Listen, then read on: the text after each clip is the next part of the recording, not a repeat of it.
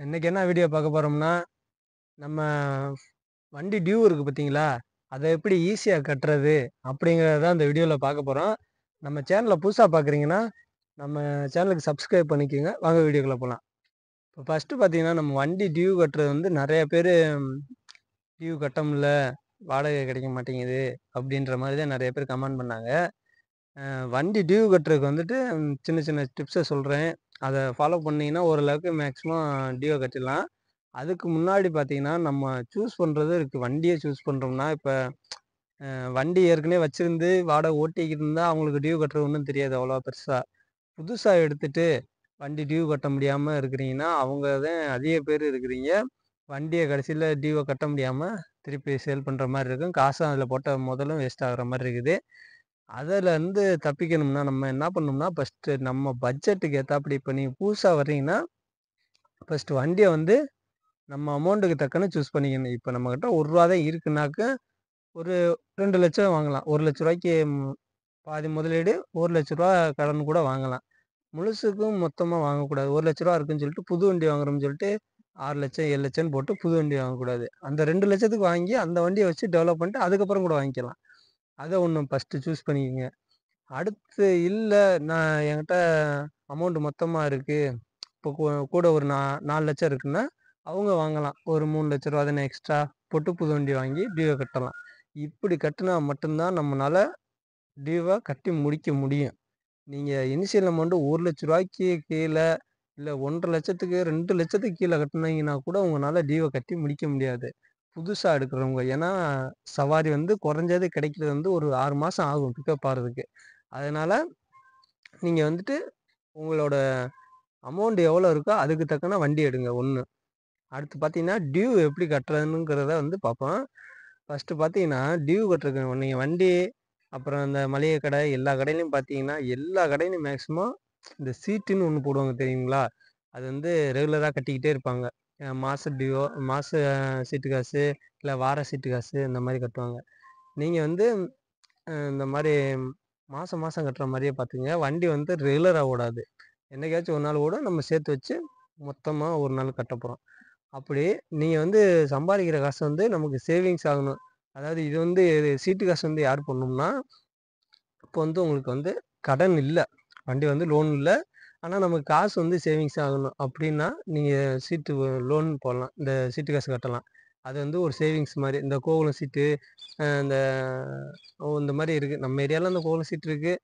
அப்புறம் இந்த பேங்க் இதுகள்ல வச்சு போட்டுக்கலாம். அதில பார்த்தீங்கன்னா, நம்ம வந்து இதெல்லாம் வந்து லோன் வந்து இல்லாம இருந்து, வண்டி வந்து சொந்த வண்டியா இருக்குது.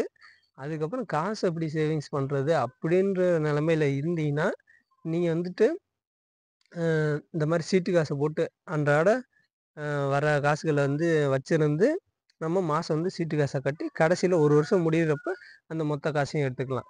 இப்படி சேமிச்சீங்கனாக்கா, நமக்கு வந்து ஒரு அமௌண்ட் மிச்சமாகும். அத வச்சு கொஞ்சம் மேல வரலாம். அது ஒண்ணு. நீங்க வந்து இப்ப வண்டி சொந்தம் இல்ல. லோன் போட்டு வச்சிருக்கீங்கன்னு வச்சுக்கங்களேன், கிளியரா வச்சுக்கங்க. இப்ப வந்து லோன் போட்டிருக்கீங்க. அத எப்படி கட்டணும் வந்துன்னு பார்த்தீங்கன்னா, நீங்க ஆவரேஜா ஒரு நாளைக்கு ஒரு ரூ. 500க்கு லாபம் நிக்குதுன்னு வச்சுக்கங்களேன். ஒரு நீங்க வந்து வண்டிய வந்து நான் முன்னாடியே சொல்லியிருக்கேன். அ மாசம் வந்து நம்மளுக்கு தக்கன லோன் போடணும். அதாவது அ என்னால வந்து ஒரு ரூ. 10,000 கட்டுற மாரி மாசம் லோன் போடுங்க. ஏன்னா டாடா ஏசிலாம் ஓட்டி வந்து அதுக்கு மேல எடுக்கிறது வந்து கொஞ்சம் கஷ்டம் தான். ஏதாச்சும் தொழில் பண்ணிட்டு பண்ணா காசு கூட எடுக்கலாம். ஆனா வாடகைக்கு ஓட்டுனா, உங்கனால என்னாதான் பண்ணாலும் மாசம் ரூ. 10,000 தான் கட்ட முடியும். அதனால நீங்க எந்த வண்டி எடுத்தாலும் மாசம் வந்து ரூ. 10,000 வர்ற மாரி லோன் போட்டுக்குங்க. ஏன்னா இப்ப ரூ. 2,00,000 போட்டீங்கன்னு வச்சுக்கங்களேன், இப்போ 1 வருஷம் கட்டுனீங்கனாக்கா ரூ. 1,00,000 கட்டுனீங்கனாக்கா ரூ. 1,00,000 லோனு. அந்த ரூ. 1,00,000ல அ 1 வருஷத்துக்கு கட்டுனீங்கனாக்கா ரூ. 10,000 லோன் விழுகும். அந்த மாரி நீங்க எவ்வளோ அமௌண்ட் எடுத்தாலும் சரி, ரூ.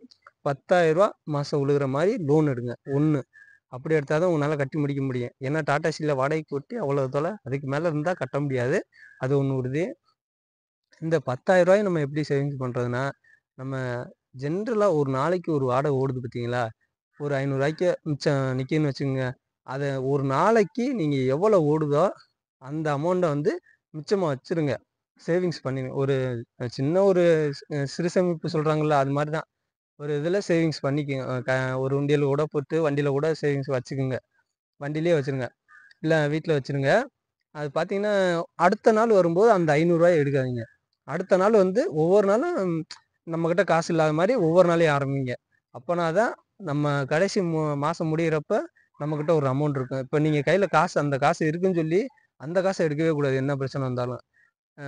நீங்கள் இன்றைக்கி ஓட்டுறீங்க, இன்றைக்கி ரூ. 500 வருது. ஆனால் அன்னைக்கு தேவைக்கு செலவு பண்ணிடுங்க. எப்படின்னா இப்போ அன்னைக்கு வந்து ஒரு ரூ. 800 ஓட்டுறீங்கன்னு வச்சுங்களேன், டீசலுக்கு ஒரு ரூ. 200 ரூ. 300 போட்டு மிச்சம் வீட்டு செலவு இது 200 போயிட்டு மிச்சம் ரூ. 100 இருந்தாலும் சரி, ரூ. 100 இருந்தாலும் சரி, ரூ. 200 இருந்தாலும் சரி, அதை உண்டியலில் கூட போட்டுருங்க. போட்டு அந்த மாதிரி சேவிங்ஸ் பண்ணிக்கிட்டே வந்தீங்கன்னா வச்சுக்கோங்களேன், அடுத்த நாள் வந்துட்டு கையில் காசு இல்லாமல் ஜீரோலேருந்து ஆரம்பிங்க. அது அன்னைக்கு ஓடுற வாடகையை அடுத்து மிச்சம் பண்ணுங்க. இந்த மாதிரி ஒரு நாளைக்கு இப்படியே மிச்சம் பண்ணிக்கிட்டு வந்தாலும் ஒரு நாளைக்கு குறைஞ்சது ரூ. 300 வச்சாலும் 30 நாளைக்கு ரூ. 9,000 ஆயிடுச்சு. ஈஸியாக கடைசியில் பார்க்கும்போது நமக்கு டியூ எடுத்து ஈஸியாக கட்டிடலாம். இதே இது நீங்கள் அப்படி சேவிங்ஸ் பண்ணாமல் விட்டீங்கன்னு வச்சுக்கங்களேன், சிறு சேமிப்பு மாதிரி பண்ணாமல் விட்டீங்கன்னு வச்சுக்கங்களேன், நம்ம கடைசியில் அந்த டியூ வர்ற டயத்தில் நமக்கு வண்டி ஓடாது, இல்லை மொத்தமாக அமௌண்ட் வராது. அது கட்டுறப்ப லாக் ஆகுது. இந்த மாதிரி தான் நிறைய பேர் லாக் ஆகிட்டு டியூ கட்ட முடியாமல் இருக்குது. மேக்ஸிமம் ஒன்று சிறு சேமிப்பு பண்ணுங்க, இல்லைனாக்கா நம்மளுக்கு பட்ஜெட் இருக்கிறதுக்கு தக்கன வண்டி எடுங்க. எடுத்துக்கிட்டு இந்த மாதிரி சீட்டு இதெல்லாம் போட்டு சேவிங்ஸ் பண்ணிங்கன்னா தான் இதில் கொஞ்சம் அளவுக்கு சிறு சேமிப்பு பண்ணிங்கன்னா தான் நிப்பாட்ட முடியும். மாதம் மாதம் காசை வந்து சேமித்து வைங்க. அப்போனா தான் இதில் டியூவை கரெக்டாக கட்டி முடிக்க முடியும். இது வந்து ப்ராக்டிக்கலாக நம்ம லைஃப்பில் நடக்கிறது தான் இது. நீங்கள் அதை இன்ட்ரெஸ்ட்டு கம்மியாகுனாலோ கூட வாங்கினாலோ அவங்க எப்படி பார்த்தாலும் நமக்கு வந்து மாத கடைசியில் வந்துட்டு நீங்கள் இத்தனை நாள் கட்டி கட்டிருக்கீங்க, இத்தனை நாள் லேட்டாக கட்டிருக்கீங்க அப்படின்னு சொல்லி எப்படி பார்த்தாலும் அந்த ரூ. 2 இன்ட்ரெஸ்ட்டுக்கு கொண்டு வந்துடுவாங்க.